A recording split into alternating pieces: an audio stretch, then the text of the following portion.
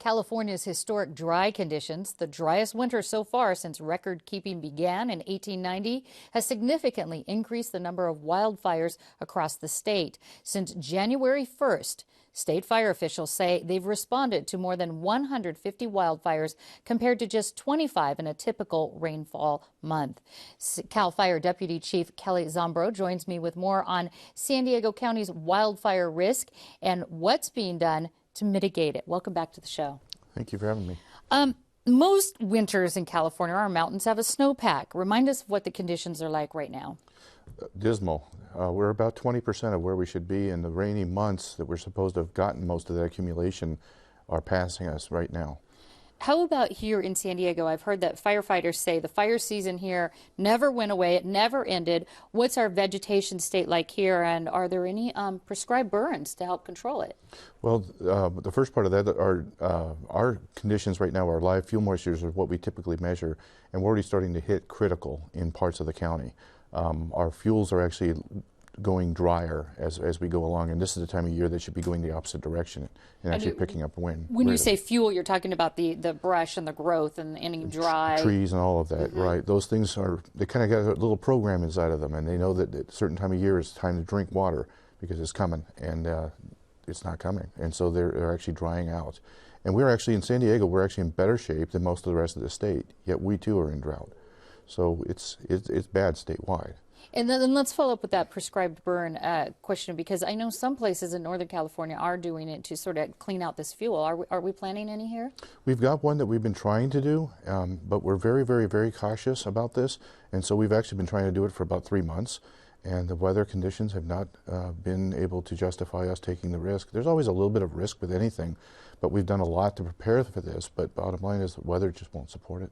And I understand that fire air stations are typically closed in the winter here, but they're open now. How will that and other additional resources impact the budget for fire season in the summer coming up and in the future? We should be fine. The governor's declaration, and it's number 18 on his list there, talks about the additional staffing that will come and whatever support is needed to keep that going.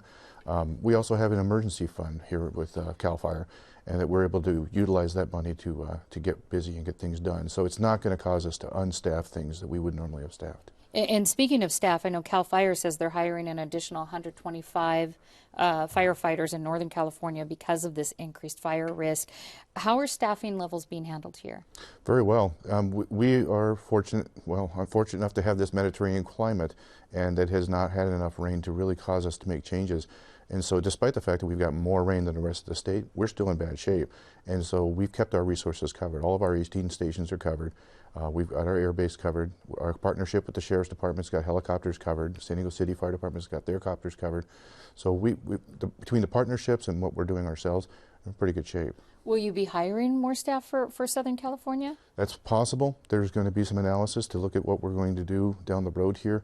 You know, we are working in kind of a new area here. In recorded history, there is no records of this severe a drought in California, especially Northern California. And CAL FIRE is the state's fire department. We have the responsibility for the whole state. So that 125 firefighters actually does benefit us down here as well, because they may be coming down to help us. I know San Diego sent some fire crews to the Colby Fire in LA County. When local resources are shared with the rest of the state, does that leave us vulnerable here?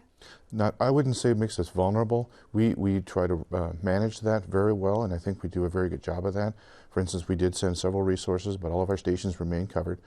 We have the ability to call back our folks and in some cases force them back to cover fire engines and so on, and we take that very seriously.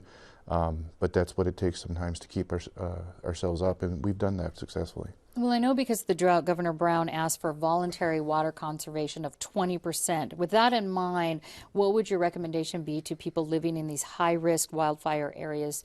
What can they do to protect their home? They can't water them down. No, that's not going to be the solution on any day. The solution's got to be with good preparation, reducing the fuels correctly.